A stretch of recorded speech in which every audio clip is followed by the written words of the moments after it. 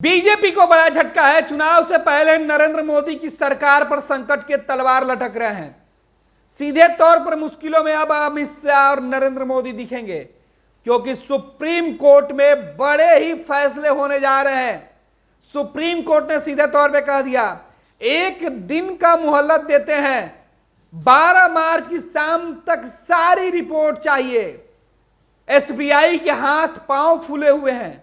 दरअसल जिस Electral bond के मामले पर सुप्रीम कोर्ट में पिछले दिनों सुनवाई के बाद बीजेपी की पोल खुल गई थी, कांग्रेस की पोल खुल गई थी, उस मामले में अब सीधे तौर पर सुप्रीम कोर्ट ने साफ साफ कह दिया है कि 12 मार्च की शाम तक आपको बताना होगा कि कितने रुपए आए और ये पैसे कहां खर्च हुए।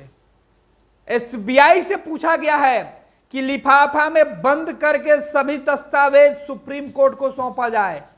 आज सुप्रीम कोर्ट में अहम सुनवाई हुई थी और इस सुनवाई के बाद सुप्रीम कोर्ट ने इलेक्ट्रॉल बॉन्ड के मामले पर भारतीय स्टेट बैंक को बड़ा झटका दिया है। सुप्रीम कोर्ट ने एसबीआई को 12 मार्च की शाम तक सारी जानकारी बॉन्ड से जुड़े हुए चुनाव आयोग के हवाले करने का आदेश दिया है। इससे पहले एसबीआई ने इलेक्ट्रॉल बॉन्ड की जानकारी सार्वजनिक करने के लिए 30 जनवरी की मोहलत मांगी थी, लेकिन जस्टिस खन्ना ने कहा कि सभी विवरण सीलबंद लिफाफे में और आपको एसबीआई यानी कि एसबीआई को बस सीलबंद कवर खोलकर विवरण देना है। यानी ये बड़ा झटका है सीधे तौर पर इलेक्ट्रॉल बॉन्ड के मामले पर। सुप्रीम कोर्ट में जो सुनवाई चल रही थी, सोमवार को भारतीय स्टेट बैंक को यह कहा गया है कि 12 मार्च यानी मंगलवार तक इलेक्शन कमीशन को चुनावी बॉन्ड की डिटेल्स देने का आदेश दिया गया है। इसके साथ ही कोर्ट ने ज्यादा समय देने की मांग वाली याचिका को खारिज कर दिया है। ये जो याचिका दायर की गई थी कि हमें वक्त दिया जाए, उस याचिका को खारिज कर दिया गया है। सीजीआई डीवाई चंद्रचूड़ की अध्यक्षता वाली सुप्रीम कोर्ट की 5 जजों की जो बेंच है, उसने एसबीआई को कड़ी फटकार लगाई है और पूछा है 26 दिन तक आप क्या किए। कोर्ट ने 15 फरवरी को आदेश दिया था और अब तक अनुपालन क्यों नहीं किया गया। इस पर एसबीआई की तरफ से कहा गया कि चुनावी चंदे की जानकारी को कोड किया गया है, इसे डिकोड करने में वक्त लगेगा। एसबीआई ने गोपनीयता का हवाला दे दिया था, लेकिन कोर्ट ने किसी भी तर्क को स्वीकार नहीं किया। कोर्ट उस तर्क को मानने के लिए तैयार नहीं है। कोर्ट ने सीधे तौर पे कहा कि इस तरीके से जो बयानबाजी है, जो बातें हैं आपकी, वो नहीं सुनी जाएगी। कोर्ट ने सीधे तौर पे कह दिया है कि जिन आधारों पर आप अतिरिक्त समय की मांग कर रहे हैं, वो हमारे द्वारा जारी निर्देश से बिल्कुल मेल नहीं खाते हैं। याचिकाकर्ता की जो दलीलें थी, वो दलीलें सीधे तौर पे बता रही थी कि ये सभी जानकारी आसानी से उपलब्ध हैं। शीर्ष अदालत ने कहा कि एसबीआई को 12 मार्च 2024 को व्यवसायिक घंटों के अंत तक, यानी जो कार्यालय और कामकाज का जो वक्त है, उस वक्त के बीच में ही इसका खुलासा किया जाए। इलेक्शन कमीशन जो है जानकारी संकलित करेगा और आधिकारिक वेबसाइट पर 15 मार्च 2024 शाम 5 बजे तक विवरण प्रकाशित भी करेगा। इलेक्शन कमीशन को भी सुप्रीम कोर्ट ने सीधे निर्देश दिया है कि जब 15 मार्च की जो तारीख है, काफी अहम होती हुई दिखाई पड़ रही है, क्योंकि प्रधानमंत्री की जो अध्यक्षता में बैठक होने वाली है इलेक्शन कमीशन के दोनों ही कमिश्नर की नियुक्ति के लिए, उसके ठीक शाम नियुक्ति के साथ ही उनके लिए जो अहम है जवाबदेही और जिम्मेवारी, वो तय होगी। सुप्रीम कोर्ट ने कहा है कि 15 मार्च शाम 5 बजे तक ये तमाम अपडेट जो है वो प्रकाशित किए जाए। साथ ही साथ ये भी कहा गया है कि जो दलीलें दी जा रही थी याचिकाकर्ता की तरफ से, उन्होंने कहा कि हमारे पास पूरा विवरण है। मैं यह नहीं कह रहा हूं कि हमारे पास नहीं है, हमें बताया गया है कि इसे सीक्रेट रखा जाना चाहिए। ये एसबीआई की तरफ से जो दलीलें थी वो दी गई थी। इस तरीके से एसबीआई ने कहा कोर्ट को कि सर, हमारे पास जो दस्तावेज हैं, जो विवरण है, वो मौजूद है, लेकिन हमें गुप्त रखने के लिए कहा गया था। इस पर कोर्ट ने सीधे तौर पर फटकार लगाया है और आगे उन्होंने कहा कि इस तरह का हमने सिस्टम तैयार किया है कि हमें कोई भी गलती नहीं करना चाहते हैं।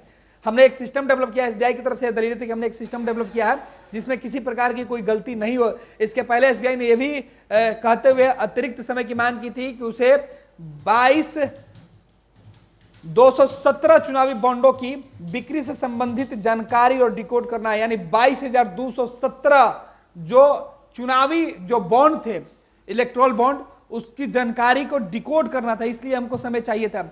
इसके बाद जो सीजीआई डीवाई चंद्रचूड़ की अगुवाई वाली बेंच ने आदेश का पालन करने में देरी पर एसबीआई को फटकार लगाई।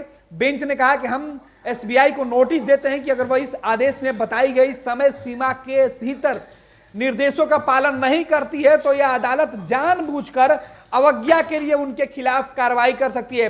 सुप्रीम कोर्ट की बेंच ने कहा, चीफ जस्टिस की बेंच ने यह भी कहा कि एसबीआई को जो हमने समय निर्धारित की है, इस अवधि में अगर वो तमाम विवरण जानकारी साझा नहीं करते हैं तो उनके ऊपर कोर्ट ऑफ कंडेम का भी मुकदमा चलेगा कि वो जानबूझकर हमारे आदेशों का उल्लंघन कर रहे हैं। यह सीधे तौर पर निर्देश दिया गया है। दरअसल 15 फरवरी को सुप्रीम कोर्ट ने चुनावी बॉन्ड योजना को असंवैधानिक करार देते हुए रद्द कर दिया था। कोर्ट ने एसबीआई को 12 अप्रैल 2019 से सभी चुनावी बॉन्ड खरीदने का विवरण 6 मार्च तक इलेक्शन कमीशन के सामने प्रस्तुत करने का निर्देश दिया था। कोर्ट ने इस जानकारी को 13 मार्च तक इलेक्शन कमीशन की वेबसाइट पर प्रकाशित करने का भी निर्देश दिया था। हालांकि एसबीआई ने 4 मार्च को कोर्ट का दरवाजा खटखटाया और ज्यादा समय देने की मांग रखी। विवरण का खुलासा करने के लिए 30 जून तक की मोहलत देने का अनुरोध किया था। इस पर बेंच ने एसबीआई की खिंचाई की और कहा कि पिछले 26 दिनों में आपने क्या कदम उठाया है। जस्टिस संजीव खन्ना ने कहा कि जब आप इस तरह मोहलत की मांग के साथ आते हैं तो यह गंभीर मामला है, हमारा फैसला बिल्कुल स्पष्ट था। एसबीआई की तरफ से जो अधिवक्ता थे, वरिष्ठ अधिवक्ता हरीश साल्वे ने पेश किया, उन्होंने कहा कि उनकी प्रतिक्रिया जो आई थी, उन्होंने कहा कि प्रकृति स्पष्ट नहीं है कि कारण मामले की संवेदनशीलता का हवाला दिया गया है और कहा कि बैंक को सभी जानकारी एकत्र करने के लिए ज्यादा समय की जरूरत है। जो एसबीआई की तरफ से जो वरिष्ठ अधिवक्ता थे हरीश साल्वे, उनका यह भी कहना है कि एसबीआई ने बॉन्ड की खरीद की जानकारी देने का निर्देश जो उनको दिया गया था वो है जिसमें खरीदारों के साथ साथ बॉन्ड की कीमत जैसी जानकारी शामिल है। बॉन्ड खरीदने की तारीख के साथ बॉन्ड का नंबर और उसका विवरण भी देना होगा। राजनीतिक दल का विवरण, पार्टियों को कितने बॉन्ड मिले कि यह जानकारी भी देना है। लेकिन समस्या यह है कि जानकारी को निकालने के लिए एक पूरी प्रक्रिया को उलटना पड़ेगा। एसओपी के तहत यह सुनिश्चित किया गया है कि बॉन्ड के खरीदार और बॉन्ड की जानकारी के बीच कोई संबंध नहीं रखा जाए। हमें यह बताया गया था कि इसे गुप्त रखना है। बॉन्ड खरीदने वाले का नाम और खरीदने की तारीख कोड की गई है। कोई इसे डिकोड करने में वक्त लगेगा। दानकर्ता का विवरण नाम न छापने के लिए निर्देशित शाखाओं से सीलबंद लिफाफे में रखा गया है। साल्वे ने यह भी कहा कि हमें पूरी सावधानी बरतने के लिए कहा गया था ताकि गलत जानकारी कहीं से नहीं दिया जा सके।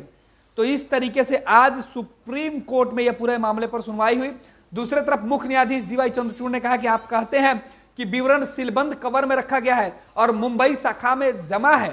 हमारे निर्देश जानकारी मिलान के लिए नहीं थे, हम सिर्फ यह चाहते थे कि एसबीआई दानकर्ताओं को स्पष्ट विवरण का खुलासा करे। आप फैसले का पालन क्यों नहीं कर रहे हैं? जस्टिस खन्ना ने यह भी कहा कि सभी विवरण सीलबंद लिफाफे में है और आपको बस सीलबंद लिफाफों को खोलना है और विवरण देना है। सीजीआई ने एसबीआई की याचिका को पढ़ते हुए कहा कि आवेदन में आपने एसबीआई से कहा कि सभी जानकारी सील करके एसबीआई के मुख्य शाखा भेज दी गई है। मुख्य शाखा में भुगतान की पर्चियां भेजी गई है, यानी दोनों विवरण मुंबई में है, लेकिन हमने जानकारी का मिलान करने का निर्देश नहीं दिया था। हम तो सिर्फ यही चाहते हैं कि एसबीआई डोनर्स को स्पष्ट जानकारी दे। सीजीआई ने एसबीआई से पूछा कि वो फैसले का अनुपालन क्यों नहीं कर रहे हैं। FAQ में दिखाया गया है कि हर खरीदार के लिए एक अलग KYC है। सीजीआई ने पूछा, जब फैसला 15 जनवरी को सुनाया गया था और आज 11 मार्च हो गए, अब तक फैसले का अनुपालन क्यों नहीं किया गया? यानी इतने दिनों तक आपने क्या किया? सुप्रीम कोर्ट में यह कहा गया कि एसबीआई को खरीदे गए बॉन्ड और पार्टियों द्वारा भुगतान किए गए बॉन्ड के सभी विवरण जमा करने होंगे। इससे पता चल जाएगा कि चुनावी बॉन्ड किसने खरीदा और किस पार्टी को कितना मिला। लेकिन यह संभावना है कि किसने किस पार्टी को दान किया है, यह बीजेपी और सरकार के लिए राहत की सांस साबित हो सकता है। किस दानकर्ता ने किस पार्टी को कितनी रकम दी है, इसकी जानकारी एसबीआई को नहीं देनी होगी, क्योंकि चुनावी बॉन्ड के जरिए विंडो बहुत छोटी है और यहां तक कि एसबीआई द्वारा सभी डेटा डालने के बावजूद दान को किसी विशेष राजनीतिक दल से जोड़ना संभव नहीं हो सकता है। लेकिन इन तमाम सवालों के बीच सबसे बड़ा सवाल, एसबीआई के इलेक्टोरल बॉन्ड के बाद अब नरेंद्र मोदी सरकार के सामने बड़ी चुनौती होगी। अमित शाह और नरेंद्र मोदी के साथ साथ बीजेपी को यह बताना होगा कि इतने जो इलेक्टोरल बॉन्ड के जो फंड आए हैं वो कहां हैं, और इसे लेकर सुप्रीम कोर्ट ने आज एसबीआई को भी फटकार लगाई है। अब आगे 12 मार्च की शाम एसबीआई किस तरीके से दस्तावेज इलेक्शन कमीशन को सौंपती है वो देखना दिलचस्प होगा। इसके बाद आगे देश के अंदर लोकसभा चुनाव के ठीक पहले इलेक्टोरल बॉन्ड चुनावी चंदे को लेकर राजनीतिक दल अब क्या तिगड़म अपनाते हैं वो भी देखना होगा। क्या कुछ सफाई आती है, क्योंकि दोनों ही प्रमुख राजनीतिक दल के द्वारा इलेक्टोरल बॉन्ड के माध्यम से पैसे लिए गए हैं, यानी चंदा लिए गए हैं, और इस पूरे मामले पर अब सुप्रीम कोर्ट की सुप्रीम नजर है। पैनोरमा ग्रुप, जो सोचता है वो करता है। ये लो मुंह मीठा करो, आज मैंने अपना जॉब छोड़ दिया, अब हम पूर्णिया वापस जाएंगे। जॉब छोड़ दिया है? मतलब ये घर कैसे चलेगा, हम करेंगे क्या, और माँ बाबूजी क्या बोलेंगे? इसलिए मैं एक और मिठाई का डब्बा लाया, अपने बिजनेस के लिए लोन अप्रूव हो गया। अरे लोन अप्रूव हो गया वो तो ठीक है, लेकिन पूर्णिया में हम रहेंगे कहाँ? अपना घर भी तो नहीं है वहां। इसलिए तो एक और मिठाई का डब्बा अलग से लाया हूं। हमने पूर्णिया में घर ले लिया है, पूर्णिया के ई होम्स पैनोरमा में। पूर्णिया में पैनोरमा ग्रुप लेकर आए हैं ई होम्स पैनोरमा, बड़ा घर, आलीशान जिंदगी और अत्याधुनिक सुविधाओं के संग। अरे अरे, अब क्यों मुंह मीठा करवा रही हो? क्योंकि हम घर वापसी जो कर रहे हैं। घर वापसी की खुशी पूर्णिया में ई होम्स पैनोरमा के संग। ई homes panorama, luxurious lifestyle redefined.